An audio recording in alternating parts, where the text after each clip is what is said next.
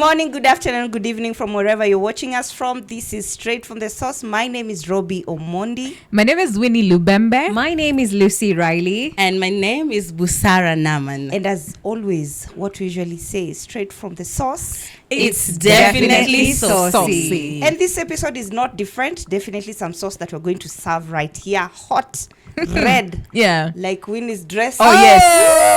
Sex, baby. Let's talk about you and me. Let's talk about all the and the Let's talk about sex. Okay, all right. Pole jamani. Hakuwezi karibisha tu watu hivyo na fujo. Tumengara kwa niaba leo mapema leo. Tuambie mapema. Jamani tunameremeta. Tunameremeta. Na tumengarishwa kwa niaba ya Beat Naware, my friends. Yes. Kwa hivyo pote pale ulipo unaweza tembelea mitandaoni uweze kujionea nguo alizonazo, alafu unalipo unanunua unang'ara kwa raha zako kama vile tulivyong'ara. Na kando na hayo pia tupo hapa ndani hapa ambapo tunashutia hii episode bila shaka ni Airbnb na iko around town pale Ngara, si Ngara, Fig Tree. Kwa hivyo kama upo jijini umetoka masehemu tofauti, Kisumu, Mombasa, Eldoret, umekuja Nairobi, unatafuta mahali pa kukaa, basi hapa ndipo. Apartment zaitwaje mmesoje jina? Inaitwa Lake Canon. Lake Canon Apartments. Wow. Just around Fig Tree in Ngara. So since tunaongelea Airbnb, usisahau click hapo chini. Kama una mpenzi wako nyumba ni 2 bedroom, kama una familia yako nini, rafiki yako, 2 bedroom around Ngara, you'll find a very nice beautiful apartment. Tutaweka picha hapo ataziona. Na mbabas waleteni bwana mje mjienjoy. Mtoke kwa nyumba zenyu kujeni hata kwa Airbnb mjue kunafanyika nini huko. Na kama uko na meeting the next morning and you don't want to come from very far, just want jamii ya Nairobi. Karibu kidogo, njoo. Namba ndio hiyo pale chini. Call them. Yes. You find yourself some beautiful. Okay, let's talk about sex, baby. Talk about sex. Let me tell you guys. You know, the idea behind sex. Since we're talking about sex. Yes. You know, even saying that word, it's funny that we can say that word loudly without feeling a certain way. Yeah. You understand? Yeah. So I would like to start it off from a point where when was the first time you and your parents sat down and talked about sex, or you have never? Never. Nakwambia kuongea kuhusu ngono. Haya mambo mengine yani ulikuwa hata wengine wetu hata tukujua. Tulifanya kujua tukiwa kubwa, lakini kusema ile ukweli ni vizuri sana watu kuongelea kuhusu swala la ngono. Ama is it weird at size like we are adults but at mentioning and thinking about sex and imagine that it's like you imagine that your parents know that you na vile mamangu ni mwokovu ya mwokoka kuokoka akae chini aanze kuongea kuhusu vitu vya tabia mbaya. Ati anajua you had sex. I mean, you have a child, so definitely something happened. But just like even thinking about that your parents knew that you it's still awkward. Like it's weird. Okay, for me, I remember, I don't know, I think I was in high school-ish or late primary school, like upper primary school. Yeah. My dad used to be a counselor, like talking to young people.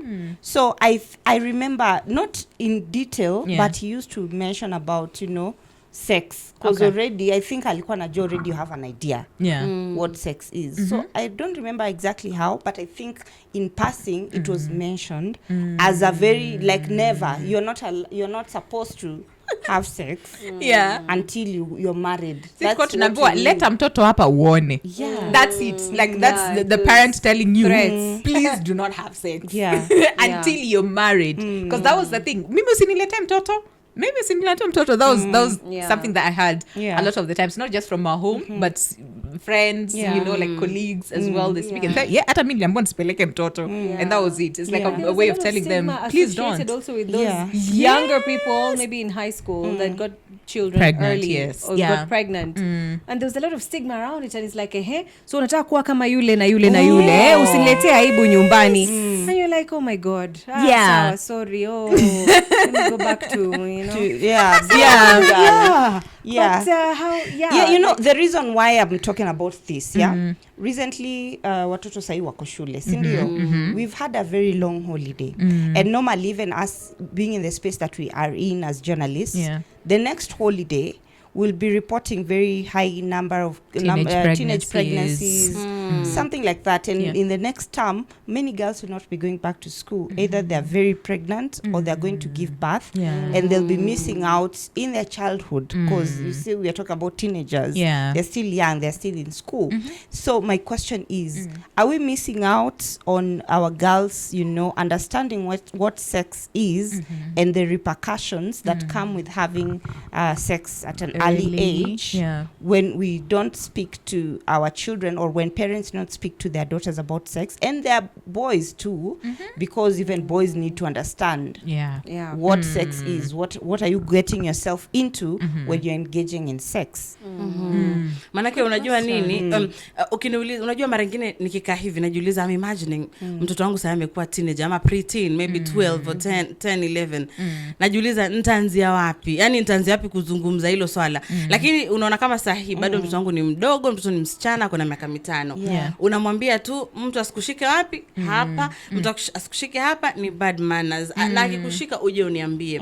Na by the way, hawa watu wadogo sahihi, watoto wa miaka 5, 6, 7, 8 au wako exposed kwa sababu wako na simu, na hizo simu TV, huenda wameona vitu kwa TV. Manake unapata kuna kisa kimoja kilimtokea mtoto wangu mwenyewe hapo penye tunaishi. Unapata kuna hawa wavulana ambao wako na miaka 7, 8, 9 ni wakubwa, lakini si wakubwa, lakini ni wakubwa, they understand, kuliko mtoto wa miaka 4, 5 ambaye bado ashikanishi. Unapata wako huko chini wanacheza. Katika hiyo mikakati ya kucheza, wakamvua nguo mtoto wangu, trouser yake na panty chini.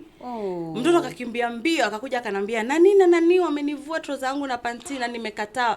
Nilishuka huko chini, nikienda nikiuliza, huyu nani ni nani? Ni nani? Kwao ni wapi? Go.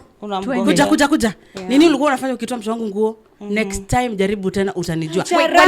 Walikuja juu it was an accident, like they were playing. You see the way watu wanacheza and then no, that's what they do. Let me tell you, unaona kama sahihi, hata niko scared mtoto wangu kwenda kucheza. Na uzuri pale kwetu angalau sijasikia cases extreme. The only extreme cases ni hiyo kuvuta mtu, wanataka kumuona huko chini anakaa vipi. Oh my god, si accident. So I don't know what sijui plan yao ni gani, but waliamua tu wanataka kuvua. Na ujue kuna mama mwingine rafiki yangu tulikuwa tumeenda salon, akanambia mkuwekea full na watoto wenu, manake hizi plot kwenye wao wanaishi hawa wavulana ambao ni wakubwa kidogo, ambao ni miaka 8, wanaelewa miaka 9, wanavua watoto wadogo na wanawagusa ama wanawadhulumu kwa njia moja ama nyingine, kwa kutumia either vidole ama chochote kile. Kwa hivyo unaambiwa watoto wako hivi sasa uwe unafuatilia, ama ikiwezekana asiende kucheza, ama akienda kucheza akuwe na mwenzake ambaye ni mkubwa mwenye anaweza kuja kureport kitokea. But unapata hicho kisa ambacho mimi penye nakaa kimetokea, ndio nikamwambia pia mimi mtoto wangu alivuliwa nguo na hawa wavulana ambao ni wakubwa kidogo, so sijui waliona nini wapi. Unaweza pata waliona kitu kwa simu, so wanataka kuconfirm ama wanataka kumfanyia ajaribu yani, unaona sasa. Sasa unapata unamwambia, ndio maana mtoto wako kabla aenda cheze kule nje, maana yake huko kama sasa siko ako huko chini anacheza, unamwambia mtu asikuvue nguo, 1 2, mtu asiguse hapa ama hapa, na the moment mtu amegusa uje uniambie, usiogope, nitaenda niwachape. Yani ile kumtishia, si kumtishia, lakini kumwambia ajue kwamba ni bad man. Hata as you say that, you know, we might assume that 8, 9 years are young people. No, girls at 9 years start are already having their periods. And by the time a girl is having her period, you need to start explaining to them some of these things, and even how you're saying usishikwe hapa na hapa. Do you actually name these things as they are when you're talking to your children, or we are still using those words like dudu and you know the coded words to teach our children? I can't mention it. Imagine why. I think that's okay, because I mean, they always say start these conversations as early as possible, as soon as they quote unquote can understand what you're saying. Like, for example, saying susu to like a 3-4-year-old, that makes sense. And then as they grow up, now you start naming them by their names, so that they know this is wrong, this is right, you know. And then, but my biggest concern is relatives. Okay, because kitambo you would go to akina nani and kaa huko for like a week and we'll all be okay. But we've had a lot of cases of close relatives sodomizing young boys, okay, and doing all manner of things to even young girls. I mean, there's a case I heard of. Was it a 3-year-old girl? Who was, there's a term for kids, not raped. What is the term? Molested. Molested. By a very close relative, like an uncle. Okay, so. I am scared. I'm not a parent yet. I want to be a parent. I want to be a mom, definitely. But I am so scared to say now how much of our relatives do we trust? And even forget relatives, right? Even like your friend, for example, then you say, Uncle Nani is here. So a child feels some sense of safety because siuni uncle, and they know uncle will not do anything, to harm me. But one way or the other, the society has just changed that this uncle that we force our kids to call our friends uncle sometimes tend not to be, the safest place for them, and they end up being molested or sodomized by these uncles. So I am a bit scared that it's not only people who are outside, but even it's coming closer and closer home, that so many young kids are being sodomized and molested by very close relatives. So now I'm like, when I get a child, I don't know. I mean, I've not had any news of like our relatives, trust, but I'm just like no one. Trust no one. Unaona, like me currently kitu ambacho nilijiambia mtoto wangu akienda mahali, kwa mfano ni holiday, heri niwe. Kwa mfano kama tunaenda ushago, niwe hiyo wiki moja nirudi. Na kama sitaweza kuwa, basi mtu kama dadangu ambaye ako hapo kila wakati. Lakini hiyo mambo ya kwenda kumwacha, hujui anashindana nani, hujui nani anakuja kutembea kila siku, inashtusha. Kitu kingine ambacho nimejiambia sitafanya kwa sasa, sina haja nacho, yani ni sleepover, either kwa my friend mwenye ako na watoto wake, yani manake kusema leo kweli mimi katika udogo wangu pia haya mambo ya sleepover nishajionea vitu kadhaa, nishasikia. Manake Waswahili wanasema hakuna kitu kipya chini ya jua, nishasema mara si moja. Kama hujakisikia umekiona, kama hujakiona umekipitia, huwezi jua. Sasa unapata hii mambo ya sleepover, unapeleka sijui acha nipeleke mtu wangu kwa nani huko, nani ako na watoto wake wavulana, ako na nini, alafu unawaacha huko, hamjui wanacheza vipi throughout the day, usiku jua analala vipi, wote wanalala room moja, mjui kitu mkiwa wote mnalala. So unapata sleepover, wacha mtoto abaki kwangu, tukae tu, alafu kama tunaenda ni tuende wote, tukienda kulala mama na watoto tulale pamoja. Kwa sababu uoga, maana yake hawa uncles, nephews, cousins, huwezi jua wanaweza fanya lipi. And even when you talk about like sleepovers and being at that young age, there's that age where they become curious anyway. And that curiosity stage, if you hadn't weaned them into that conversation, started the conversation early, like sincerely speaking, it's just a stage that we all go through, but then the difference is maybe the upbringing, maybe the exposure, the experience, the people around you at that young age, and whether it was normalized, whether it was not, whether it's not a big deal, because some of them, sometimes you hear these stories and some of them zinasikitisha sana. Like for example, when you're talking about relatives, like I've also come across a story of someone who their uncle unfortunately had their way with his niece. And within the family, she tried to tell her mom, and because the mother is calls her uncle obviously brother, so they are relatives, they decided, let's just keep it hush hush. Less hiyo ni aibu sana. And by the way, the uncle is very respectable. He's somebody whom I could not even mention the name. They decided to keep quiet. They decided to keep quiet, and it really scarred her so much, because up to now she has a lot of issues in terms of like mental health, emotional, and there's a lot of trauma that 100%, that you carry with you and growing up into adulthood. And you see, that's like double trauma, because number one, you reported but nothing was done. So this child grows knowing even if you report, nothing will happen. And you might find that if, say in their adulthood, if something happens, say that they were raped, they will not report, because if I reported it to my mom and my mom told me to keep it hush hush, so then who else would believe? And you guys umeongea kuhusu your uncle, you reminded me about a fellow student when I was in secondary school. Kuna stories zingine ukisikia unadhani ni fiction, lakini kwa ground mambo ni tofauti. huyu msichana alikuwa yuasema, alikuja kusema baadaye kama tushamaliza form 4. Alikuwa anasema mnajua kwa nini, kwa sababu ilikuwa kila siku tukienda half term haendi nyumbani. Tukifunga shule ana beg principal, anamwambia nibaki tu nitasafisha. Peke yake shule nzima. Aria baki shule, alale kwa dom, haendi nyumbani. So hatukuwa tunaelewa ni kwa nini. But ilikuwa inafika wakati principal anasema sitaki mwanafunzi shule. The only person ambaye nitaruhusia shule ni teacher on duty na security. Teacher on duty akuja asubuhi, jioni aende, security wanabaki usiku. So huyu msichana alikuwa anaomba, anakuja anakuambia Winnie please can I come to your place? So kuna msichana mwingine alikuwa anamwambia basi kama unataka kwenda kwenu unaweza kuja kwetu. Holiday nzima ataenda kwa wenyewe. So baadaye tukawa tunamuuliza mbona uko wendi home, na vile kila mtu ana look forward to going home. Kumbe stepdad, mama yake aliolewa tena. Na mama yake alipoolewa tena, yule stepdad alikuwa anamtumia. Now here is the thing, kufundisha watoto kuhusu sex education kulingana na mama yake mzazi. Anasema alitaka mtoto wake afundishwe sex education ndani ya nyumba. Sasa kulingana naye kufundisha inamaanisha nini? Actually, I will show you how it's done. My husband will show you how it's done out there with protection. So wanaambia condom inaekwa hivi alafu mtu anakuingia hivi. And then the guy does the thing. Oh my God, no. Na with time na ujue mamake ana supervise. So hata nafikiria mamake ndo alikuwa mgonjwa.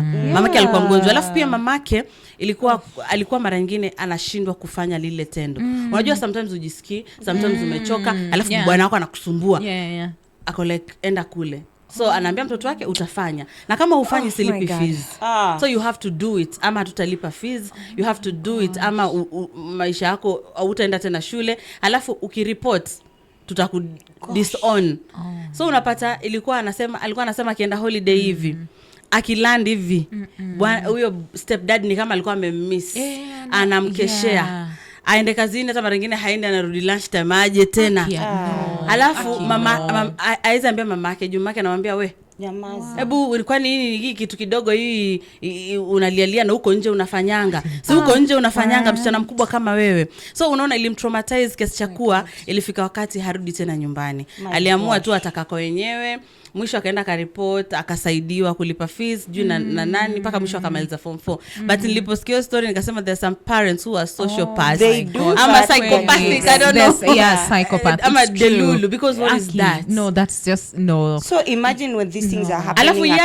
Alafu years later, sasa ameolewa, kuna watoto wameendelea, akiconfront mamake anaibrash off, akula kwa nawe mambo ya kitambo, unajifanya hapo umekuwa hot na ulikuwa una enjoy usijifanya. Yani anambrush off, it's like it's nothing. Oh my God. She doesn't care. Now, you see where I'm coming from. If now that kind of life is happening at home, a home where it's supposed to be safe, at school, then is it necessary for it to be a sex education to be implemented on a better level?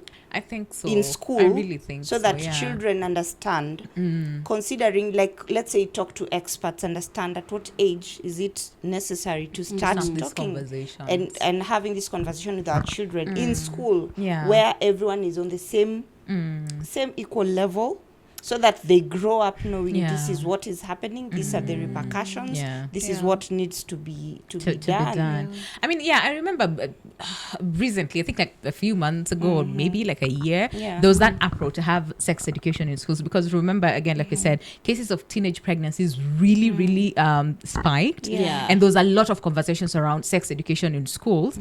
But then again, that got me thinking, because when we were in school, both primary and high school, because I went to a mixed school, high school, it was really nice, surprisingly. But a lot of people, when you tell them I was in a mixed boarding school, they're like, high school? I'm like, sounds and it was dangerous. really nice. Imagine, no, it's the best thing. It's the best thing. It sounds dangerous. No, do you know why? Because you are like, you have like the boys wako hapo all day long, not all night long, because they used to live different dormitories. But there's nothing new about them, because now you share a class, during the day. So there's hakuna ile moto ya oh my gosh tumejifungiwa wanawake peke yake, girls peke yao, and then when we go for those funkies, me I'm going to no. But cases of watu kuruka fence and kulala na I mean they are there, but not as rampant as you would expect in a mixed boarding school. wait, what was my point? Oh yeah. So I was like, but we used to have those sessions, but it would be like girls wanapelekwa kando, boys wanapelekwa kando, and then you will be shown those very gory, scary videos and pictures about STIs and all those things, and they were like, oh my gosh, you cannot dare. You know, and even like for menses, you know, for example, we used to be taken like sisi wasichana tunafungiwa kwa class yenye, and then the boys were not allowed to be anywhere within, you know, but they're curious, you know. Some of them would come chungulia, is like, kwani nyinyi mnafunzwa nini wenye sisi hatufunzwi? So that used to happen, but now when you're asking should it be done then comprehensively, yes, I think it should point? Because as early as possible, even like preschool, you know, grade 1, grade 2, as early as possible, as long as they can quote unquote understand. So even if you have to use susu at that point, if it makes sense, absolutely. But also don't just focus on the girls alone, because they're the boys who are making these girls pregnant, right? So if you're doing sex education, then let it be inclusive but very comprehensive as well. Don't just pitia tu juu because these children now, like millennials who were not born with like the internet, you know, and all those things. Some of those things we saw in high school, you know, later on. But them, wanazaliwa, say you give your child, like your 3-year-old, 4-year-old, and atakupeleka mahali YouTube iko and afungulia all those things. So they're very much exposed. So if you hide, you know, some of these conversations or even some of the names, they will find it somewhere else. So be as comprehensive as possible, be as open as possible, but allow them to ask questions. Na unajibu. Sasa hapo kwa kujibu ndo shida. Naomba hebu toka hapa. Toka hapa. Jua amekuuliza swali awkward and I think about a time when I was really young, and then you know how maybe you'd watch movies with your parents, and maybe actually I remember a time when I was watching a film with my childhood friend, and then my mom and her mom were also together, so it's a normal film nini, and then kidogo there are scenes that come up, they're like, "Hi, turn your heads, nenda nyuma ya kiti, like don't look." So I innocently like, okay, because maybe they're just kissing. But you see, that's where it begins. As early as possible. Come on now. Right. This is the reality of what we grow into. I know. And another thing, unapata hizo mambo za sexual reproductive health. Unaona kama wengine wetu sisi, yani mambo ya family planning hata sikuwa najua. Unapata, najua protection ni you have to use a condom for protection. For millennials, it used to be abstinence. Sasa kumbe ujui kuna many forms of unaweza kukinga mimba. Lakini unaona kama hii, unaona kama Marekani unajua nilikuwa nafuata sana the Kardashians. Nilikuwa nawapenda na wafuata, nilikuwa siku hizi kidogo unapata watoto wale the Jenners, Kylie Jenner, Kendall Jenner, kuna episode fulani walifanya au wasichana walipofika miaka 15 walienda wakaikiwa family planning. Because kule watu wanaanza kujihusisha na kitendo cha ngono mapema. So wazazi waliwapeleka hospitali, wazazi wenyewe mama walipeleka wasichana wake akisema wamekuwa adult, wamekuwa teens, na very soon wataanza kujihusisha katika hiki na hiki, na kwa sababu siko sure kama watatumia mipira ya kondomu, akolekwa acha tuadunge kwa sababu tutaki teenage mothers. Tunataka aekwe hiyo family planning, ndo akifika ule umri ambao anahisi niko tayari na huyu mwanamume ambaye niko naye tuko tayari kuzaa, anaenda natolewa. Alafu basi unasema mama, huyu ndo nimechagua na huyu ndo nataka nizae naye. Niko tayari, tumekuwa naye kuhusiano muda huu na huu. Alafu inatolewa, unapata ujauzito wako vizuri. Lakini unapata mali kama Afrika, mzazi hawezi kupeleka atukapewe family planning. But when I was in campus, one of my friends around me, she told us, and she used to always have a condom in her bag. And she told us, since when they were around teenagers, their mom made sure they have a condom in their bag. That's the first time I knew people are talking to their parents about sex. She used to have all the time. Bag yake iko na condom, haitawahi kosa. And that's really nice. And she was saying, mama ametuambia, what if someone intends to or even wants to rape you, and you offer, you can even offer them a condom. but in that better moment, be safe. you better Be safe. But yeah, it never hits anyone's mind like that. To Let me tell you, that conversation yeah, opened up some bits a of lot of things. There's I some really like interesting that. thing about that. There's a time I hosted a health practitioner, and we're still talking about, sexual reproductive health, and she was saying it's very sad that now there are some parents who take their kids to, again, contraceptives, right? Whatever form of contraceptives. Yeah. But it's sad that there are some health practitioners who are sending them away. Wanawakataza. Yes, the parent and the child want this. They have had conversations about this, and the parent is like, you know what? I know this is happening. Because see, our problem is, as a society, we're in denial. Parents do not want to believe that their kids are actually engaging. They do not want to. But you see what data says now, ages between I think 15 and 24, they're having more sex than married people. Couples. They're having more sex. Na pia takwimu zinasema wao ndio wako na viwango vikubwa vya HIV and AIDS. Exactly. Yeah. So the fact of the matter is, these young people, even as early as 10, 11, out of curiosity, and then 12 onwards, they're actually actively engaging in sex. So most parents are sort of like open to that idea of introducing contraceptives to their children as early as possible, right? But now there are some health workers who are not okay to give contraceptive, because again, for it's a young child, right? You need consent from the parent. The parent amekuja, the child has consented, but nakata. Very hard. So I don't know whether we need to do like a complete overhaul of how we approach sex education, because it needs like a You can tell us as we funga, because now this topic is quite long. Very soon we're going to have an expert. Yes, so that we understand better. I think so too. I just wanted us to have an overview. Then next time now we have someone who will take us through this topic properly. So Lucy, your parting shot. Well, absolutely. My parting shot is that definitely parents need to start having this conversation with children early. As soon as they can have conversations with them, as soon as they notice that the child is curious and has questions, don't push them away or shun them, because some of these questions seem like it's not as important, and actually all their questions are valid, because that's the role of the parent sometimes, to give answers, even when sometimes you really don't know the answers to some of these things, because you're not perfect, right? So sex education is very important from as an early stage, and it should be incorporated into schools more, because even though I do remember and I recall a time going back to I think even primary, that we would have such conversations where girls would be put aside, just like you, Winnie, and boys aside, but then it wasn't as it needs to be extensive, it needs to be in depth, and it needs to be normalized, so that it's not so taboo, and it's like, okay, you're kind of shying away from that conversation. And especially for us millennials, sex was taboo. Even mentioning sex, huyu amesharibika, anatembea sijui na nani, so it was, so most of I don't know whether you guys follow this guy anaitwa Mkulima on TikTok. The one who's always saying millennials. So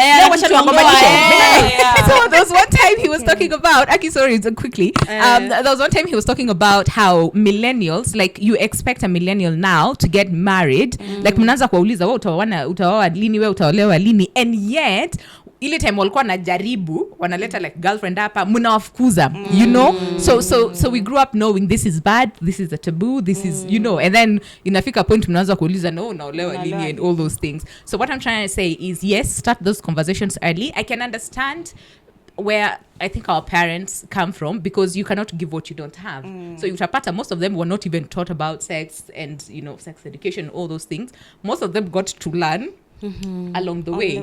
So I can sort of understand that, but again, we're living in a world, digital, information is out there and all those things. You can just go on YouTube and type how to talk to a child about sex. You will get all the information. So the resources are available.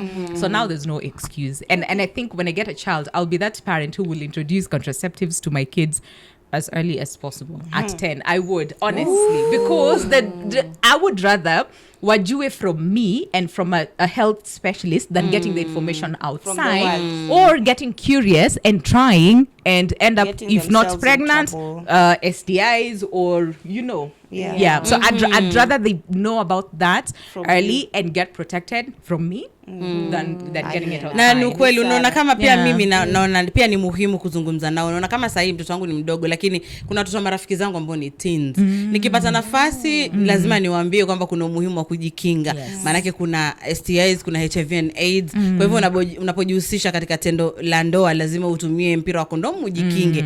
Na kitu kingine pia nawaambia, pengine mambo mengine huenda akatokea.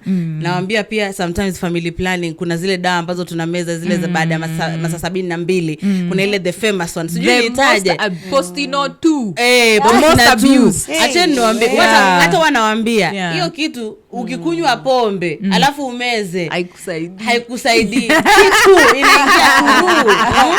Kwa hivyo tafadhali, kama umejihusisha katika tendo la ndoa na unajua kwamba hutaki kupata ujauzito, jipatie masaa angalau 12 mwili detox ile pombe toke kwa mwili, alafu umeze dawa zako. Maana yake ukibugia mzinga mzima pale umalize, alafu umalize ujihusishe, alafu kimaliza umeze, kuisha wewe. Baada ya miezi 3 utakuwa si miezi, ni wiki 3 ama ni wiki 2. Kwa hivyo yote 9 nikimalizia, wazazi tu wafundishe watoto wetu wakiwa wadogo kuhusu haya mambo ya wasiguse hapa, siguse susu, na uambie wasinyamaze. Unajua mara nyingi watoto wanaambiwa unyamaze ama nitakufanyia hivi, wanatishwa. Kwa hivyo kama mzazi hakikisha kwamba unawaambia kwamba usiogope, zungumza na mimi, ndio tuweze kusaidia kupunguza hivi visa vya unyanyasaji na madhuluma za kijinsia. As we finish, just to add on to what you're saying, I think it's up to us as parents, like I'm manifesting. Amen. Hallelujah. It's up to us as parents, I mean as adults, really, to create that environment where a child can easily come to you and say, Mama,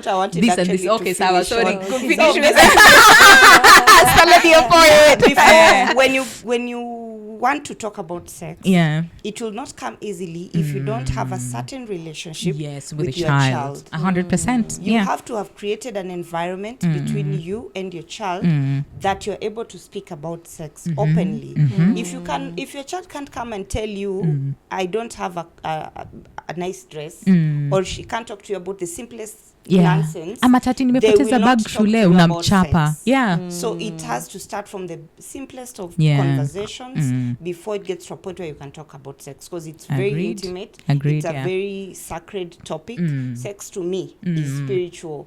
So before you get to a point where you're talking to your children about sex, you have to have a certain relationship that will enable you to speak and them to speak to you openly about what they know and what they don't know, so that they learn from you equally. Ya mwisho, unajua pia hapa Afrika tuzungumzie swala la mahusiano ya jinsia moja. Ni tabu, lakini ukweli ni kwamba yanatokea. Itabidi tuzungumze nao, tuambie kwamba we should have a topic on that. One day, one time. We absolutely will talk about it. 100%. Some of the things that will come up, especially when we have experts on our benches, about contraception, about other things. But for now, sex education is important. Absolutely. At home and at school. Not one and even way. in church. Everywhere. Let's embrace this conversation and make sure that we are building a generation that understands what is sex, what are the repercussions, the good and the bad, and everything that comes with sex. Absolutely. So thank you very much for tuning in up to this end. Allow us to stop it at that point. Thank you very much, everyone, ladies. This was a good topic. This was such a good topic. This was nice. Yes. But let's say bye-bye to our audience. Until next time, subscribe, follow, comment, share. And thank you very much. And thank you to our partners. Goodbye.